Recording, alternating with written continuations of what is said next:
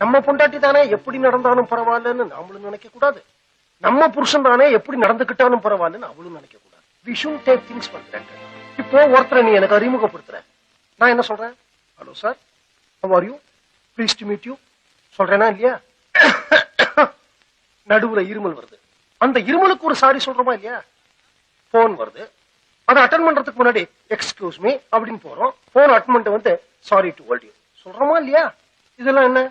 பேசிக் decency, பேசிக் behaviour. சமுதாயத்துல இப்படித்தான் நடந்துக்கணும்.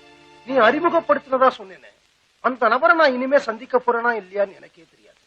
அவருக்கே அவ்வளவு மரியாதை கொடுக்கும் போது வாழ்நாள் பூரா நம்மளோட வாழற மனைவிக்கு அந்த மரியாதையை நம்ம கொடுக்கிறோமா? இல்ல அந்த மனைவிதான் நமக்கு அந்த மரியாதையை கொடுக்கிறாளா? பதில் 100% இல்லைங்கிறதா. பொண்டாட்டி சமைச்சு போடுற சமையல சூப்பர் நல்லா இருக்கு அப்படின்னு புருஷனும் சொல்றது இல்ல. புருஷன் ஆபீஸ்ல இருந்து டயர்டா வீட்டுக்கு வரும்போது என்னங்க டயர்டா இருக்கீங்களே, நான் காலையில இருந்து உங்களை மிஸ் பண்ணிட்டேன் அப்படின்னு பொண்டாட்டியும் சொல்றது இல்ல. ஆனா சொல்லணும். அப்படி ஒருத்தருடைய உணர்வுகளை இன்னொருத்தர் புரிஞ்சு வாழ ஆரம்பிச்சிட்டா வீடே சொர்க்கமாயிடும். எனக்கு என் பொண்டாட்டி கிட்ட பயம் இல்ல, மரியாதை இருக்கு.